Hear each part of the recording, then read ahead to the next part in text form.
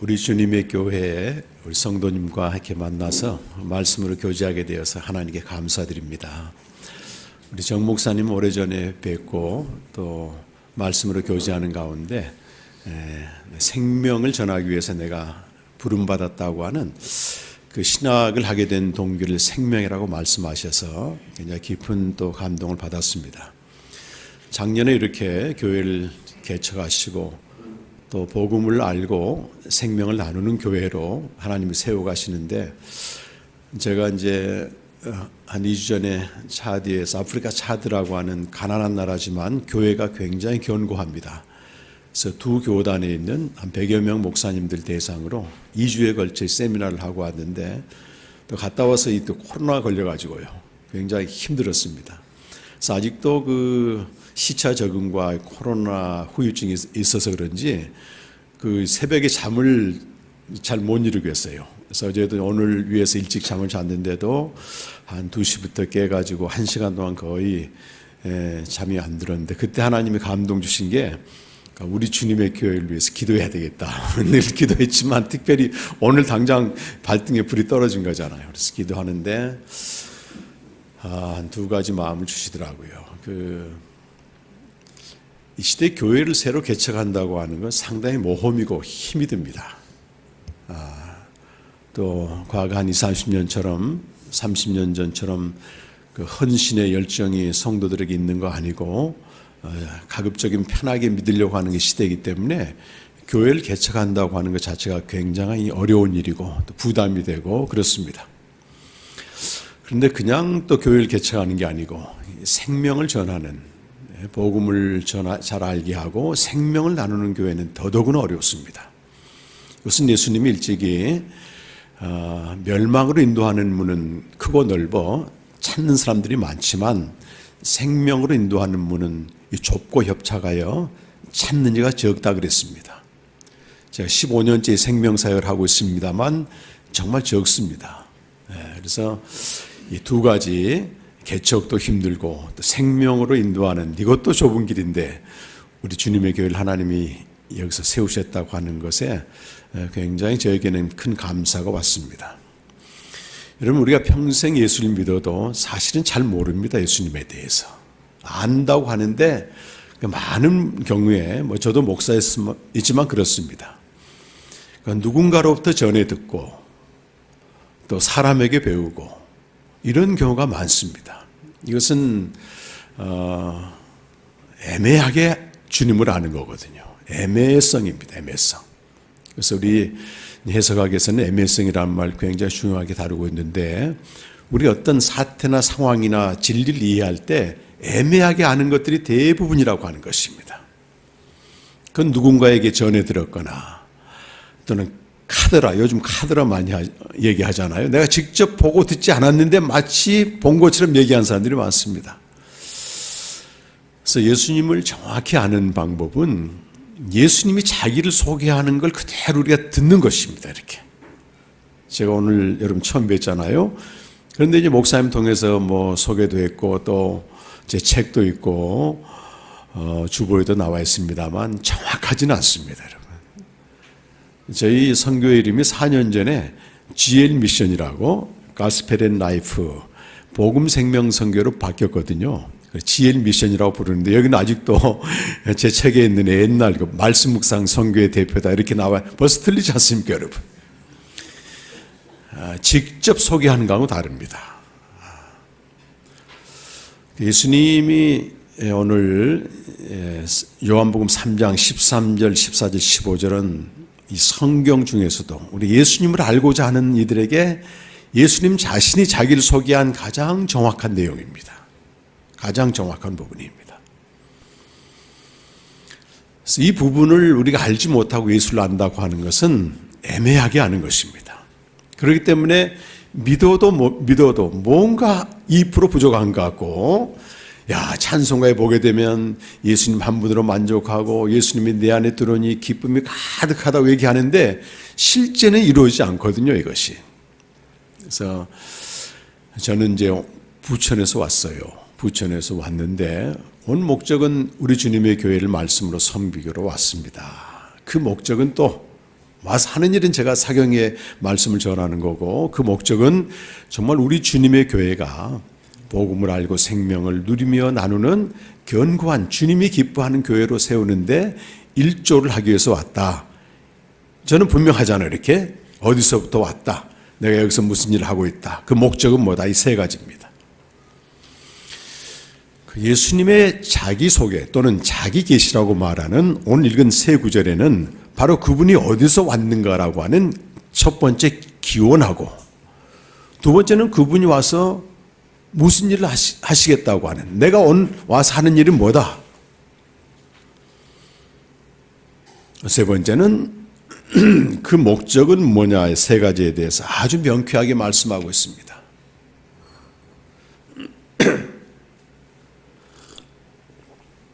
그래서 오늘 세 가지 말씀을 잘 여러분 이해하시면 누구에게나 예수님을 소개할 때 애매하게 소개하는 게 아니고 정확하게 소개를 할 수 있습니다. 오늘 3장 13절에 보시면 우리 함께 읽어보실까요? 시작. 하늘에서 내려온 자 곧 인자 외에는 하늘에 올라간 자가 없느니라. 이것은 예수님 자신의 기원에 대한 말씀입니다. 예수님의 자기 계시 중에서 첫 번째는 기원입니다. 나는 어디에서 왔다, 어디로부터 왔다, 그리고 어디로 갈 것이다 하는. 우리 기독교 신앙의 가장 중요한 것은 기원에 대해서 아는 것입니다, 여러분. 다른 종교는요, 기독교와 다른 것 중에 하나가 기원에 대해서는 그렇게 묻지를 않습니다. 어느 날 부처 석가모니에게 제자가 가서 물었답니다. 이 만물의 기원이 뭐며 인간의 기원이 뭐며, 기원에 대해서 자꾸 물었어요. 이렇게. 그랬더니 석가모니가 이런 대답을 했대요.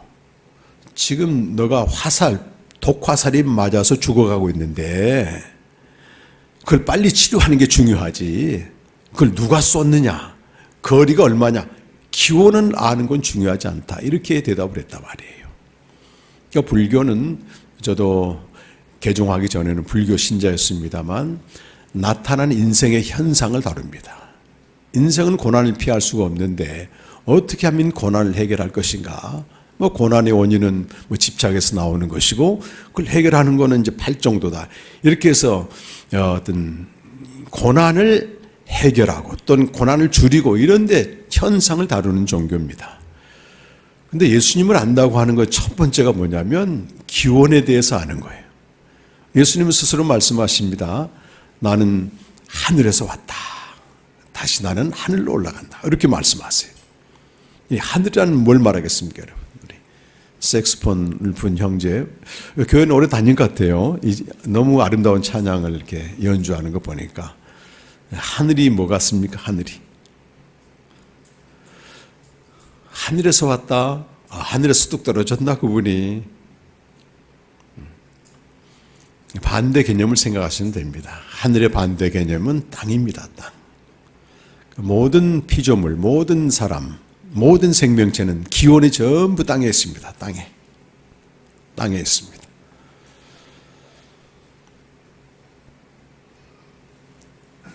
우리가 예수님을 소개할 때 그분이 하늘에서부터 왔다, 기원부터 소개하는 분 봤습니까, 여러분?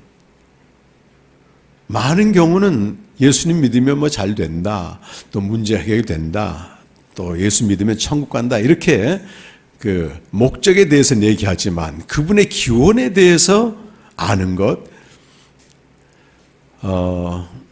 예수님이 세상에 오시기 전에 이미 선지자들을 통해서 구약에 예수님에 대해서 다 증거해 놨습니다. 베드로전서 1장 10절과 11절에 보면 구약의 선지자들은 장차 오실 그리스도 예수님에 대해서 수시로 연구하고 부지런히 살펴서 그분이 오셔서 어떤 일을 하실 것인지, 또 그 오신 목적이 뭔지를 전부 구약 성경에 기록해 놓았습니다. 그런데 미가서 5장 2절에 보게 되면 미가 선지자는 예수님의 기원에 대해서 말씀하셨어요. 그분은 영원에 계신 분이고 상고, 태초부터 계신 분이다. 이렇게 말씀하셨거든요.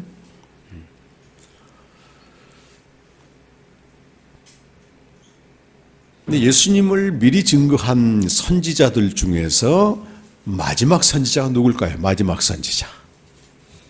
네? 우리 장로님? 세례 요한입니다, 여러분. 그 전에 선지자들은 그리스도가 하나님의 아들이 오실 것이다, 이렇게만 증언을 했는데, 세례 요한이 마지막 선지자라 그 말은 그분이 바로 이분이다, 이렇게 직접 눈으로 보고 증명을 하셨어요. 예수님도 세례 요한은 마지막 선지자라고 말씀하셨습니다. 여자가 낳은 자 중에 가장 큰 자라는 거예요. 그 이전에 공자 선생도 있었고 석가모니도 다 있었죠. 소크라테스도 있었고. 근데 땅에서 난 어떤 자보다도 세례 요한이 가장 큰 자라고 말합니다. 그런데 또 뭐라고 말씀하시냐면 하늘에서는 지극히 작은 자도 세례 요한보다는 크다, 그렇게 말씀하셨어요. 땅에서 난 자 중에 세례 요한은 가장 큰 자지만 하늘에서 난 자에 비하면 가장 작다는 겁니다. 어느 날 세례 요한이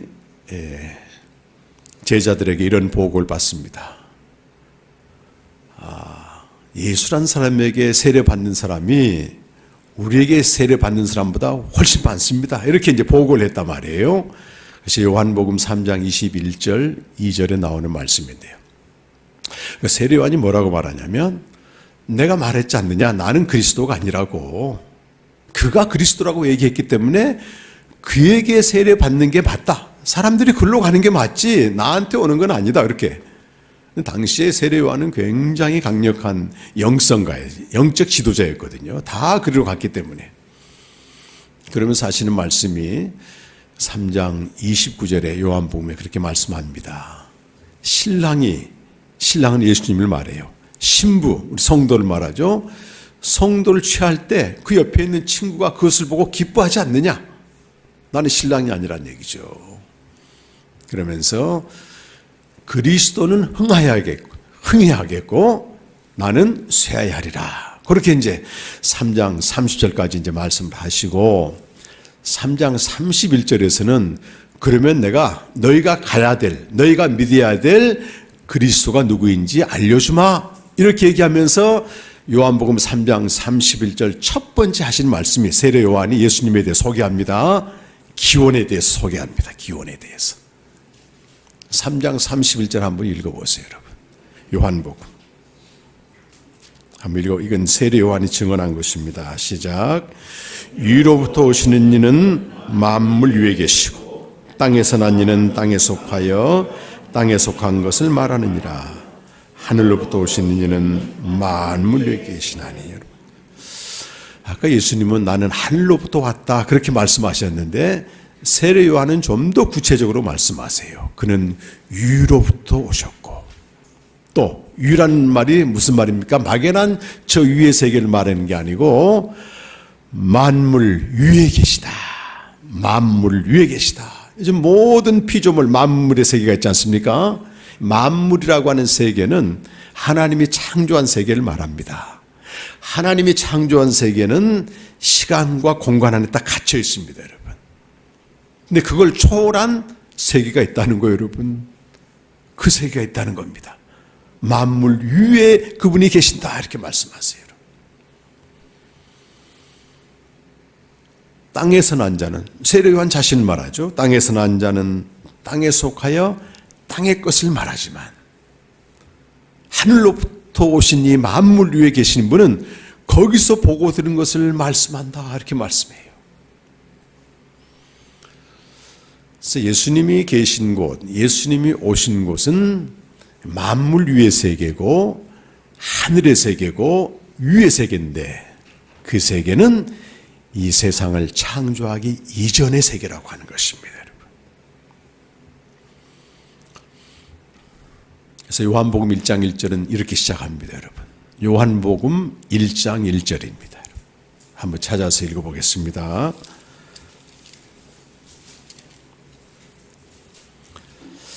지금 우리는 예수님이 어디서 오셨는가 기원에 대한 말씀을 나누고 있어요. 시작.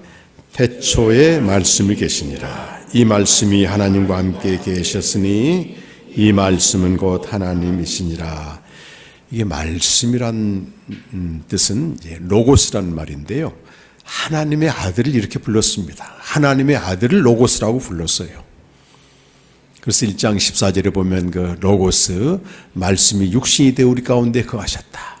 그분이 독생자다. 이렇게 말하는 거 보니 여기서 로고스는 하나님의 아들을 말하는데 그분은 언제부터 계셨다고 나오고 있습니까? 여기 태초란 말 하잖아. 태초.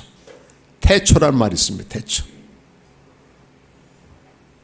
태초란 말씀이 창세기 1장 1절에도 있는데 성경의 첫 번째 시작이 태초로 시작합니다.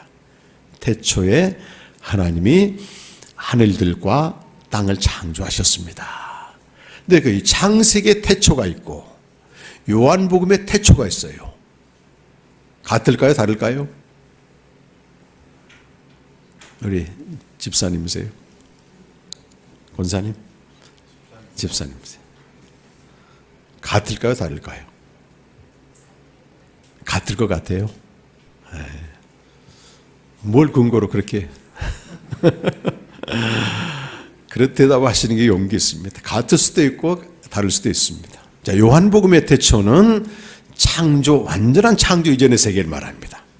창조 이전의 세계를 말하고 창세기의 태초는 창세 이전과 창조고 사이의 시간을 말합니다. 겹치고 있습니다. 그래서 창세, 완전히 창세 전이라고도 말하기도 그러고 또 창조 이후의 세계라고도 말하기도 그러고 하여튼 창세 이전과 창조 그 사이에 시간은 비밀이기 때문에 그 시간에 대해서 우리가 잘 모릅니다. 신학자들이 그렇게 이제 얘기를 하고 또 그게 맞는 것 같습니다. 그래서 하나님의 아들과 여기 로고스와 하나님은 창세 전부터 존재했다고 하는 게 중요한 것입니다, 여러분. 이것이 왜 중요한가 하면 여러분 창세전의 세계, 만물 위의 세계는 초월의 세계라고도 말하고 항상 변하지 않는 현존하는 세계고 우리가 믿는 예수님과 아버지가 거기 계시다고 하는 겁니다, 여러분. 그분의 주소입니다.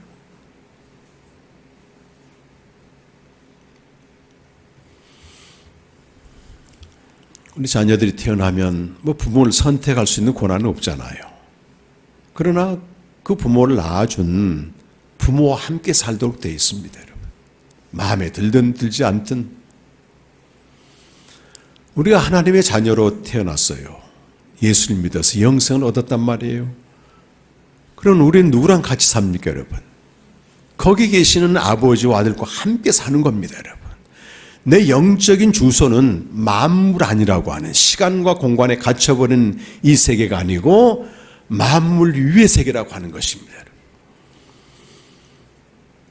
우리가 예수를 영접하면 하나님의 자녀가 되고 생명이 있는데 만물 위의 세계를 알지 못하게 되면 고아처럼 살아갑니다, 여러분. 왜 그럴까요, 여러분? 만물 위의 세계와 만물 안의 세계는 서로 대조될 뿐만 아니고 완전히 다른 영역입니다, 여러분. 만물 위의 세계를 하나님 나라로도 얘기하는데요. 만물 안의 세계, 땅의 세계의 특징은 베드로전서 1장 24절에 나온 것처럼 유한성의 세계입니다. 모든 육체는 풀과 같고 그 영광은 풀의 꽃과 같으니 풀은 마르고 꽃은 떨어진다. 이렇게 되어 있거든요. 그러니까 땅에서 기원하는 모든 것들은 시간이 지나면서 풀의 꽃처럼 다 떨어지고 마르고 쇠락한다는 겁니다. 쇠락의 법칙에 따르게 됩니다. 무상성입니다. 항상 있지 않습니다, 여러분. 우리 육체도 말이죠. 땅에서 나왔기 때문에 아무리 젊어서는 건강하고 힘이 있어도 나이가 들면 어떻게 돼요? 풀의 꽃처럼 당연히 시들어지게 되어 있습니다. 이게 피할 수 없는 만물 안의 법칙입니다, 여러분.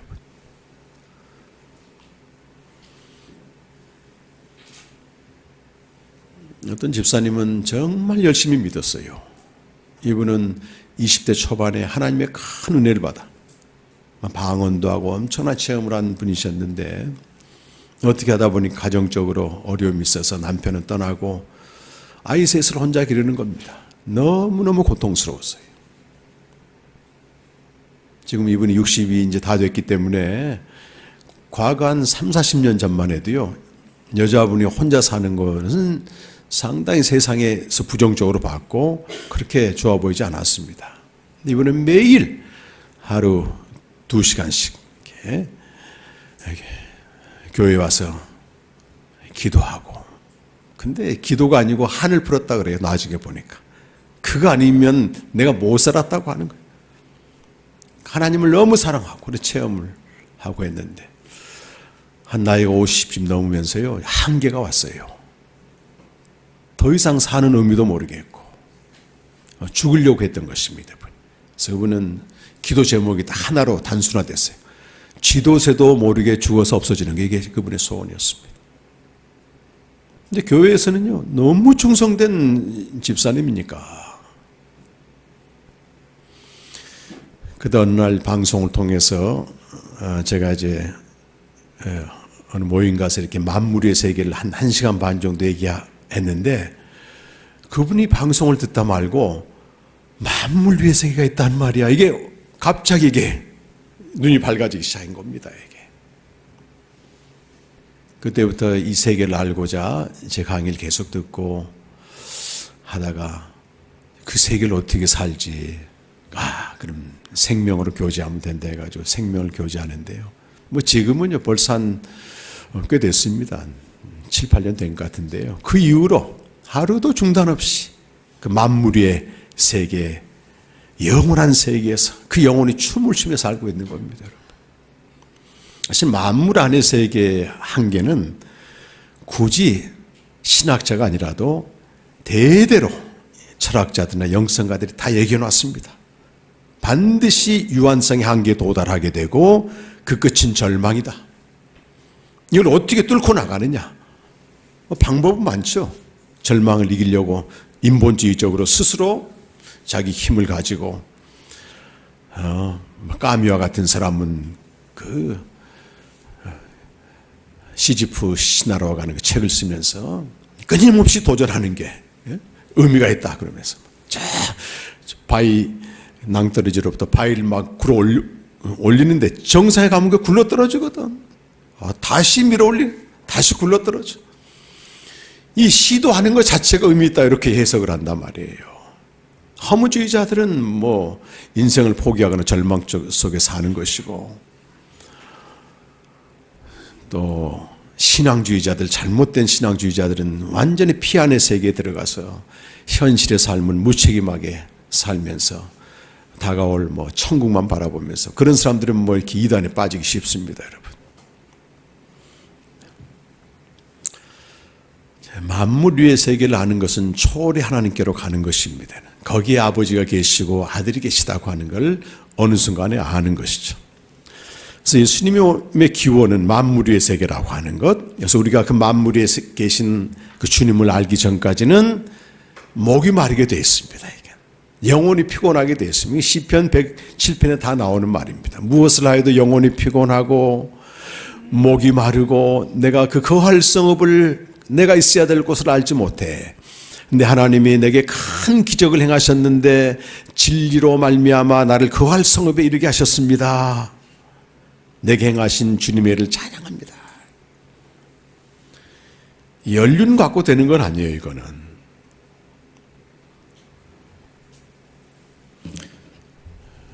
만물의 세계를 알지 못하고 가장 잘 믿는 신앙의 수준은 내가 말씀을 읽고 말씀대로 살려고 힘쓰는 신앙의 수준입니다. 사실은 그렇습니다.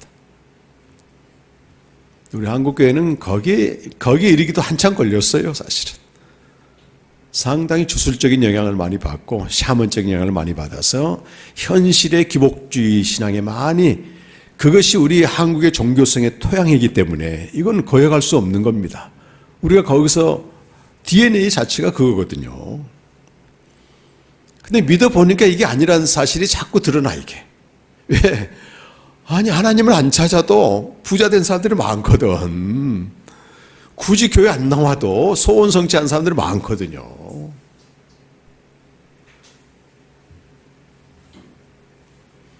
대구의 어떤 교회의 그 전사님은 나이가 많으세요. 그런데 그 따님이 착실하게 교회를 잘 다녔어. 이렇게 뭐 엄마가 전도사니까 열심히 있었으니까 따라 믿은 거죠. 따라 믿은 거지. 자기 신앙 있는 게 아니고.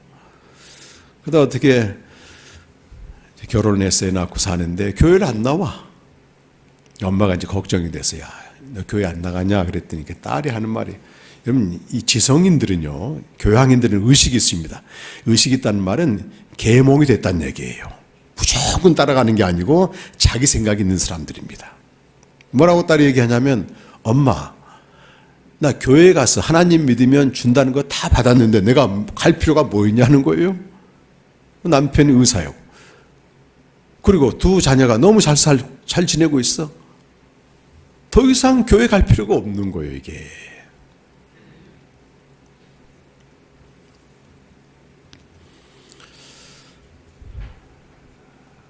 (16세기) 종교개혁이 일어나고 한 200년쯤 지나서 교회의 한계가 오기 시작합니다. 도저히 상식을 가지고 교양을 가진 사람들이 교회를 보니까 저건 몰상식한 집단인 거예요. 과학도 인정하지 않고 또 자기와 다른 이 종교를 믿는 사람들을 무자비하게 대하니까 하나님은 저렇게 무자비한 분인가?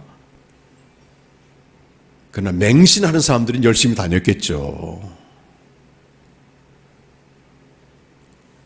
전적인 타율의 지배를 받으면서 종속된 사람들은 아무 생각 없이 다닙니다. 이렇게.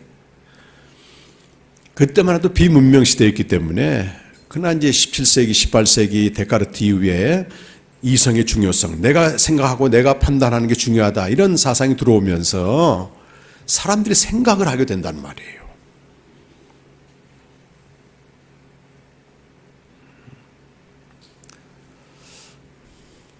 그러면서 교회에 등을 돌리기 시작합니다. 당시 교회는 그 서구 정복사 이 이름으로 많은 나쁜 짓을 했습니다. 사실은 개신교도 그랬고 가톨릭도 그랬고. 그러니까 사람들이 막 양심 있는 사람이 떠나는 거예요, 교양인들이. 그럴 때 계몽주의자들이 나타나서 뭐라고 말하냐면, 너 자신이 생각하고 판단하고 그래서 믿어야 된다, 그렇게 얘기를 했어요. 그래서 그들이 소위 이성의 시대가 도래했는데, 가만 보니까 우리 인간의 이성으로는 저 만물의 세계를 알 길이 없습니다, 여러분. 그래서 칸트라는 사람이 최종적인 결론 내리기를, 저 초월의 세계를 알려고 하지 마라. 굳이 알 필요가 없다. 그 대신에 성경에 기록된 말씀을 그대로 지키는 것이 신앙생활이다, 이렇게 얘기를 했단 말이에요. 상당히 계몽주의적입니다. 그래서 우리 한국교회도 상당히 계몽된 교회는 열심히 말씀을 가르치고 말씀대로 살아야 됩니다 해요. 근데 기독교를 그렇게 만들어 놓게 되면 철저히 율법주의가 되어버립니다. 이거는 바리새적 종교로 변질돼 버립니다. 그래서 이게 아니거든. 신앙생활은 뭐냐? 저 위에 계신 분과 만남이다, 이것도 주장을 해요. 그 다음 세대 나온 사람들이 어떻게 만나느냐? 우리 안에는 하나님을 아는 직관이라는 게 있어서 신비하고 광대한 우주를 봐봐라, 거기 하나님 계시지 않느냐, 또 이렇게 얘기를. 그러면 어떻게 되겠어요, 여러분? 하나님의 우주와 동일시되는 거잖아요. 저기 엄청난 우주를 바라보면서 하나님을 만날 수 있다, 이렇게 얘기를 해놓으니까 예수님 필요 없지, 그거는. 그것도 비난을 받습니다. 그래서 성경을 자세히 읽어보니까, 만물 위에 계신 그 하나님의 아들이 이 땅에 친히 내려오셨다는 거, 우리가 그 세계로 스스로 올라가는 게 아니고 내려오셨다는 겁니다. 그분이 엄청난 거잖아요. 저 만물의 세계와 만물 안의 세계는 무한한 질적 차이, 계산 불가능한 차이가 있는데 거기로부터 그분이 이 땅에 오셨다. 이게 하나의 복음이 된 겁니다, 여러분. 말씀 앞에 직접 나가고 예수님이 직접 자기를 소개한 자기 계시는 그렇게 말씀하고 있는 거예요. 그때 15절, 14절 말씀에 그럼 내가 뭘로 하러 왔다 예수님이 직접 또 말씀하시잖아요. 요한복음 3장 14절 말씀에 우리 한번 읽어보실까요? 이것도 예수님의 말씀이에요. 내가 이 일을 하러 왔다는 거예요. 자, 함께 읽어보겠습니다. 모세가 광야에서 인자도 들리하리니, 여기 인자는 하늘에서 내려온 자란 뜻입니다. 하늘에 속한 자란 뜻입니다. 뭐 자세한 내용은 다니엘서 7장 13절 14절에 나오고 있고, 땅에서 가장 강한 자, 당시에 알렉산더나 페르시아 왕이나 바벨론 왕들을 다니엘이 환상을 보니까 다 짐승들이야. 이거 짐승들, 사자고 곰이고 이런 짐승들인데 그들과 전혀 다른 한 존재가 딱 나타났는데 그게 인자야, 인자. 아, 이분은 하늘에 속한 자구나. 이걸 다니엘 7장에서 봤고 그걸 그대로 가져온 겁니다. 이게 하늘에서 내려온 자가 여기 뭐라고 되어 있습니까? 들려야 한다는 말을 써요. 들려야 한다. 들린다는 말을 쓰죠. 어떻게 들린다고 되어 있습니까? 모세가 광야에서 뱀을 든 것처럼 인자도 하늘에서 내려온 자가 땅에서 이렇게 들린다. 들린다는 거예요. 그 일을 하러 오셨다는 겁니다, 여러분. 그리고 다른 복음서를 읽어보게 되면 그분이 오셔서 하신 일이 많아요. 병자도 고쳐주고 귀신도 내쫓고 또 죽은 자를 살리기도 하고 많은 기적들을 행하는데 예수님의 자기 계시, 예수님 나는 이 일을 하러 왔다 할 때는 모세가 광야에서 뱀을 든 것처럼 인자도 들리하리라 이렇게 말씀합니다. 인자도 들리한다. 민수기 21장에 보면 모세가 뱀을 든 사건이 나와요. 이스라엘 백성들이 애굽에서 나와서 광야를 가는데 하나님이 인도하는 길 때문에 마음이 상해가지고 불평불만을 하니까 하나님이 뱀을 보내서 다 뱀에 물려서 지금 죽어가고 있는 거예요. 지금 뱀에 물려서 죽어가고 있다고요. 그럼 어떻게 해줘야 돼요? 약을 발라주든지 의사를 보내야 되는데 모세가 하나님께 기도했더니 구리로 만든 뱀을 저 위에다 달라는 거예요. 뱀에 물려 죽어가고 있는데 구리로 만든 뱀을 달아놓고 그걸 봐라. 쳐다본 사람마다 전부 살 것이다. 이렇게 얘기를 했어요. 그러면 인간적인 생각으로 해독을 해주고 치료를 해줘야 낫지 이런 사람들은 다 죽었고 말도 안 되지만 자라보고 놀란 가슴 소뚜껑 보고 놀란단 말이죠. 뱀에 물려서 죽어가고 있는데 또 뱀을 보라니까 말도 안 되지만 쳐다본 즉 다 살았다 그 말이에요. 아, 이것은 장차 오실 하나님의 아들이 하실 일을 미리 보여준 것이다 이 말입니다. 모세가 뱀을 들었어요. 그래서 본 자마다 죽어다 살아났는데 이제 인자가 땅에서 들려 이렇게 들리는데 들리는 것을 본 자마다 뭐 하겠습니까 여러분? 살아난다는 겁니다 여러분. 오늘 장로님도 기도하시고 목사님도 간절히 기도하셨는데 여러분 교회에 이렇게 와서 예배드리고 말씀 듣는 거는 시간 때우는 게 아닙니다 여러분.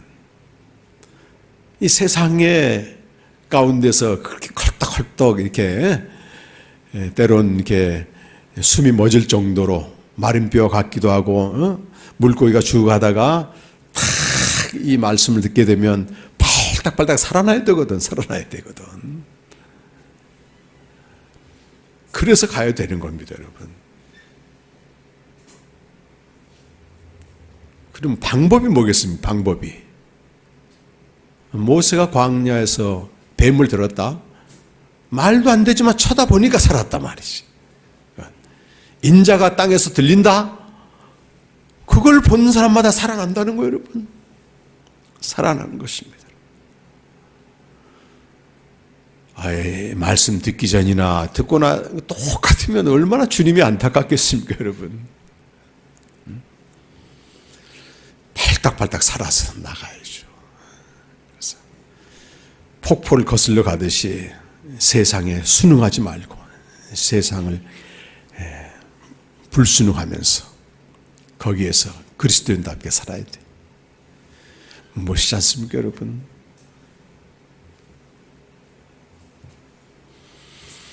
인자가 들린다는 말은 크게 두 가지를 말합니다. 하나는 예수님이 직접 말씀하신 게 요한복음 12장 32절에 있는데 12장 32절에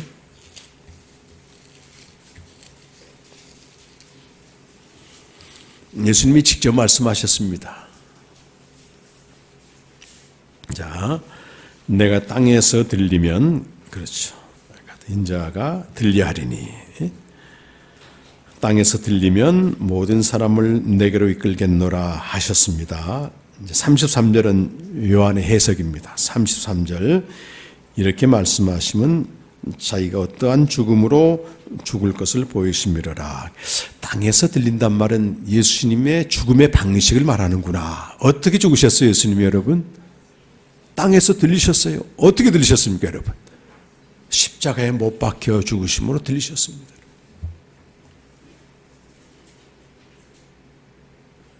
예수님의 발은 땅에 딛지 않았습니다. 손과 발이 못 박힌 채 그분이 십자가에 죽으셨다. 그러기 위해서 오셨다는 겁니다. 그리고 사도행전 2장 33절에서는 땅에서 들리다 그 말이 부활하여 승천하신 것을 말합니다. 그 인자가 들리하리니 말은 십자가에 죽으시고 부활하시고 승천하신 그리스도의 사건을 말합니다. 이 그리스도의 사건을 우리가 복음이라고 말합니다. 복음. 복음은 그리스도가 하신 일을 말합니다, 여러분. 복음에 대해서 말이죠. 교회 좀 다니신 분들은 안 들어본 적이 없을 거예요. 복음 얼마나 많이 닳고 닳을 만큼 들었습니까? 근데 막상 복음이 뭐냐 물어보면 잘 대답을 못해요. 이게 맞나? 틀리나? 애매성에도 갇혀버려요. 복음은 그리스도의 십자가 죽음과 부활을 말합니다, 여러분. 그가 하신 일이에요. 그럼 생각해 보세요. 아까도 우리 큰 찬송할 때 영광 버리고 이 땅에 오셔서 이런 찬양을 했는데 왜 그분이 만물 위의 아버지 아들과 충만한 영광 가운데 계신 그분이 왜 이 땅에 오셔가지고 그것도 십자가에 죽으시고 부활하셨냐 그 말이에요. 아까 예수님이 하신 말씀 중에 요한복음 12장 32절에 내가 땅에서 들리면 내가 십자가에서 죽으면 모든 사람을 내게로 이끌겠노라 이렇게 말씀하셔요. 모든 사람을 그리로 이끌겠노라 이렇게 말씀하시거든요. 여기 모든 사람은 땅에서 난 모든 사람을 가리킵니다, 여러분. 땅에서 난 모든 사람은 유한성에 갇혀 있을 뿐만 아니고 아담 안에서 태어나기 때문에 날 때부터 죄인으로 태어나는 거예요.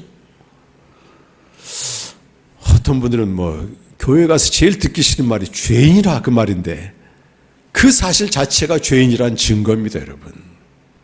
하나님 앞에서 죄인이라는 말이죠. 죄인의 뜻이 뭡니까, 여러분? 나쁜 짓을 저질렀다 이런 게 아니고 죄인이라고 하는 뜻은 로마서 3장 23절에 있는 것처럼 모든 사람이 죄를 범하여 하나님의 영광에서 떨어져 나갔다. 하나님의 영광을 보지 못한 모두가 죄인인 겁니다, 여러분.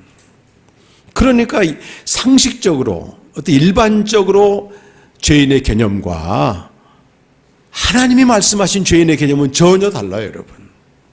아무리 도덕적으로 살고 윤리적으로 살고 사람들한테 존경을 받아도 하나님의 영광을 보지 못하고 하나님과 분리되어 있으면 죄인인 것이고 죄의 싹슨 마지막은 비참한 결말입니다, 여러분.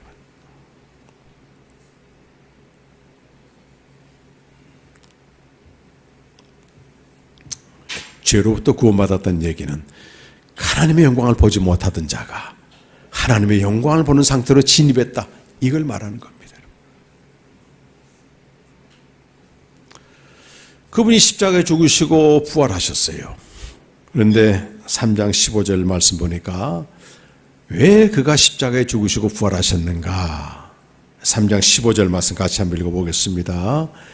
이는 그를 믿는 자마다 영생을 얻게 하려 하심이니라. 예수님이 십자가에 죽으실 때 모든 사람을 이끌었다, 그 말은 아담 안에서 하나님의 영광을 보지 못하고 죄인으로 태어난 저와 여러분 모두를 끌어안고 십자가에 죽으신 겁니다. 이렇게. 그러니까 우리 아담 안에서 태어난 옛사람은 그리스도와 함께 죽고 그가 부활하심으로 전혀 다른 생명을 우리에게 주신다는 거예요, 여러분. 하늘에서 오신 인자는 뭐하러 오셨습니까? 십자가에 죽으시고 부활하신 분으로 말미암아 우리에게 생명을 주러 오셨다. 생명을 주러 오셨다는 것. 땅에서 난 생명이 아닌 위로부터 난 생명을 주러 오셨다. 위로부터 오신이라는 말을 세례 요한이 썼다고요. 예수님은 위로부터 오셨다. 요한복음 8장 23절에서는 예수님이 직접 또 말씀하셔. 나는 위로부터 왔고 너희는 아래로부터 왔다. 나를 믿지 아니하면 아래에서 난 사람들은 죄 가운데 살다가 다 죽을 것이다. 다 죽을 것이다. 위로부터 난 자를 믿게 되면 우리가 위로부터 나게 된다. 여러분, 거듭났다는 말의 원래 뜻은 위로부터 났다는 뜻이에요.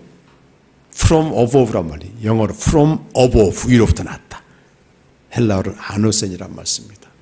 위로부터 났습니다. 이 자리에 계신 저와 여러분은 예수님을 믿었기 때문에 내가 알든 모르든 위로부터 난 생명을 가진 자입니다, 여러분. 믿습니까, 여러분? 근데 생명이 있는데도 많은 사람들이 생명을 모르면 생명을 살 수가 없습니다, 여러분. 모르니까 못 사는 거예요. 모르니까 어떻게 살겠습니까? 여전히 아래에서 난 그 생명으로 열심히 살아요, 열심히 살아. 예수님이 요한복음 10장 10절에 내가 온 것은 양으로 생명을 얻게 하고 더 풍성히 얻게 하려 합니다. 생명을 얻게 되면, 생명을 알게 되면 갈수록 신앙생활은 더 풍성해지는 게 맞습니다, 여러분. 근데 생명으로 안 살면 그 유한성과 무상성이 갇히기 때문에 열심히 믿긴 믿는데 갈수록 이게 하향 곡선을 긋는 거야, 이게. 야, 나도 옛날에 저렇게 한번 했었지. 그게 과거 추억 속에서 살지, 추억 속에서 살지. 때가 오래되었으나 여전히 유아기처럼 믿는 겁니다. 그래서 여러분에게 이제 말씀을 마무리하면서 그림 하나 보여드리겠습니다. 이 그림은 진 에드워드라고 하는 그 미국의 유명한 신학자가 만든 그림을 제가 조금 보충한 겁니다. 그 진 에드워드라고 하는 분은 상당히 머리가 천재적이어서 10대 때 대학 다 마치고 신학교를 나와서 20살 때부터 설교를 했습니다. 그래서 교회를 개척했는데 소위 성공을 했습니다. 700명씩 모였는데 아무리 봐도 성경하고는 다르다 고민이 생겼어요. 그래서 이제 교회를 그만두고 성경을 연구해서 생명에 대한 사역을 쭉 하셨습니다. 그래서 그분이 이런 얘기했어요. 그리스도인들은 여러분 아까 다음에 냈듯이 예수를 영접하면 요한복음 1장 12절에 보면 영접하는 자, 그 이름을 믿는 자들에게는 하나님의 자녀가 되는 권세를 주신다. 이게 가장 큰 거거든요. 하나님의 자녀로 태어나요. 생명을 얻게 되는데 사람들이 두 가지 원인, 하나는 생명이 뭔지 모른다는 겁니다. 고아처럼 사는 거죠. 근데 이런 사경에 이런 시간을 통해서 생명에 대해서 좀 알게 되고, 두 번째는 생명을 알아도 함께 나누는 공동체가 없으면 또 못 살아. 그런데 이제 우리 주님의 교회는 그걸 지금 목적으로 하고 있지 않습니까? 정말 감사한 일입니다. 생명을 5단계로 나눠요, 이렇게. 맨 위에가 예수님이 우리에게 주고자 하시는 만물 위에 속한, 하늘에 속한 아들의 생명입니다, 이것이. 예수님의 생명이고, 우리가 예수님을 영접하면 그 생명을 우리가 그대로 얻습니다, 여러분.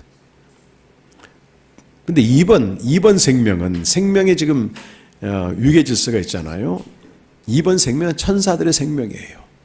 천사들은 이 육체는 없습니다. 영만 있어요. 영만 있어. 천사들이 하는 일은 주로 하나님을 찬양하고 하나님을 보좌하고 하나님의 사역자들로 하나님을 보필하는 역할을 합니다, 여러분. 근데 천사의 생명의 권세가 사람보다 뛰어납니다, 여러분.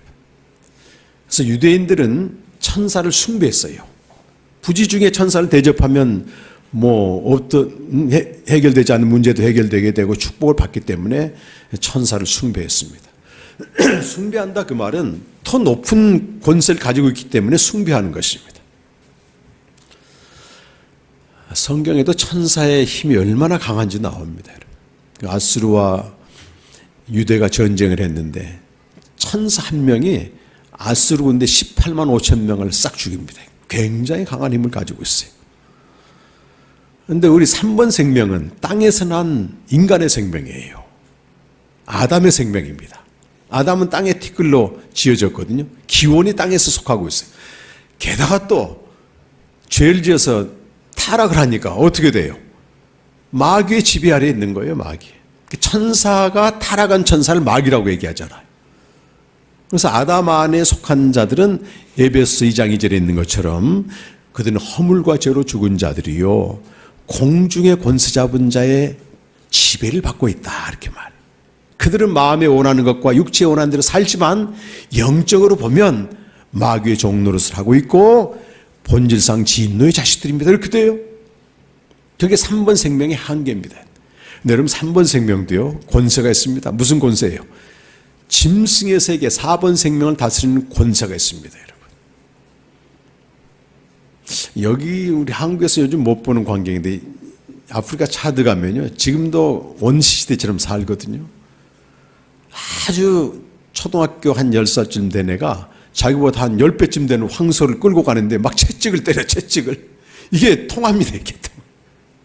이건 능력의 차이가 아니에요. 권세의 차이입니다, 권세.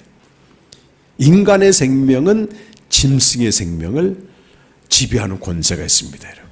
다스리죠. 그리고 마지막 동물의 짐승의 권세는 식물을 다스리는 권세가 있어요, 여러분. 그림 중에 보게 되면 여기 바오밥 나무가 있는데 직접 가서 찍은 사진이에요, 제가. 저 왼쪽에 있는 식물 생명 중에서 바오밥 나무는 식물의 왕입니다. 보통 3,000년 넘는 이 나무인데요. 아프리카에 그 바오밥 나무가 있어요. 어린 왕자에 보면 바오밥 나무를 이렇게 소재로 나오고 있는데 그 중에서 마다가스카르의 무름바다라는 데를 가게 되면 한 3,000년 넘는 이 바오밥 나무가 모아 있어, 거기에. 그 사진이 저 사진인데요. 장정들 한 20명이 딱 이게 손을 잡고 해도 그 정도로 높습니다, 이게. 근데 그 사진은 없나? 근데 그 중에 하나가 이렇게 탁 넘어져 있어, 이렇게. 봤더니 많은 불개미가 그걸 갉아먹어서 무너뜨린 거예요, 여러분. 그러니까 불개미의 권세가 식물의 왕인 바오밥 나무를 무너뜨립니다, 이렇게. 그래서 모든 생명은 권세가 따라붙습니다, 권세가 따라붙는 거예요. 근데 우리 아담 안의 생명은 아무리 날고 기어도 아무리 많은 성취를 하고 성공했어도 결국은 사망으로 갈 수밖에 없는 게 2번 생명의 지배를 받기 때문에 그렇습니다. 그런데 어떻게 돼요? 저 영원한 생명을 가진 하나님의 아들이 하늘로부터 오신 거예요. 이렇게 내려오셨다. 이렇게 내려오셨다. 3번 세계로 오셔서 십자가에 죽으심으로써 우리 3번 생명인 아담 안의 옛사람이 죽고 어떤 생명을 주신 거예요? 저 1번 생명으로 두 단계를 상승시킨 겁니다, 여러분. 이것이 에베소 2장에서는 엄청난 사건이라고 말해요, 여러분. 에베소서 1장 19절에는 이 사건을 두고 뭐라고 말하냐면 하나님의 지극히 크신 능력이 여러분에게 나타났다, 그 말이에요. 어떻게 나타나요? 저 3번 생명을 1번 생명으로 끌어올렸다고 하는 겁니다, 여러분. 그래서 에베소 2장 5절 말씀에는 허물과 죄로 죽은 우리를 그리스도와 함께 살리셨고 그 안에서 함께 일으킴을 받아 생명을 주어서 저 맨 위에 하늘에 앉히운 자가 됐습니다. 할렐루야입니다, 여러분. 여러분 어디 계시는 거예요, 지금? 저 1번 생명, 여러분 지금. 저 1번 생명으로 살 때만이 2번 생명 사단의 권세를 자연스럽게 무력하게 만듭니다. 특별히 기도 안 해도 무력하게 돼요. 요한일서 5장 4절 말씀입니다. 세상을 이긴 믿음이 어디 있느냐? 하나님께로부터 난 자, 이 생명을 가진 자가 세상을 이기지 않았느냐? 이 생명을 전하면서 생명을 알지 못하고 생명을 누리지 못하게 되면 이미 그 생명을 갖고 있음에도 불구하고 세상 사람처럼 비참하게 죄와 사망의 종노릇하며 살기 때문에 생명을 전하는 겁니다. 생명을. 여러분 안에 이런 엄청난 생명이 있고 하나님의 지극히 크신 능력이 여러분에게 베풀어졌습니다. 만물 위에 속합니다. 어떻게 하면 생명을 누릴 수 있는가? 그것은 이제 오후 시간에 좀 나누도록 하겠습니다. 오늘 세 가지 말씀드렸습니다. 예수님에 대해서 아는 것은 그분의 기원, 어디서부터 왔는가? 예수님이 직접 알려주셨어요. 하늘로부터 오셨다. 만물 위의 세계다. 두 번째는 그가 하신 일이 뭐냐? 이건 복음이라고 우리가 설명해. 복음. 십자가에 죽으시고 부활하신 사건이다. 그가 왜 그럼 죽으시고 부활하셨는가? 세 번째 그 목적은 우리 생명을 주시게 합니다. 생명이란 그림에서 보듯이 3번 생명이 있는 우리가 복음을 믿음으로 그리스도와 함께 죽고 부활의 나밤으로 저 1번 생명으로 다시 나는 겁니다, 여러분. 이 생명은 영원한 생명입니다. 육체의 죽음과도 상관없이 존재하는 생명이고 예수님이 언젠가 재림하실 때 완전하게 되는 생명입니다, 여러분. 우리에게 이 큰 선물을 주셨어요. 죄의 삭은 사망인데 하나님의 선물은 그리스도 예수 안에 있는 이 생명입니다. 이 생명을 가진 자는 결코 세상에서 패배할 수가 없습니다, 여러분. 이 생명을 알고 누리는 은혜가 우리 주님의 교회 모든 성도들에게 있길 간절히 축원합니다.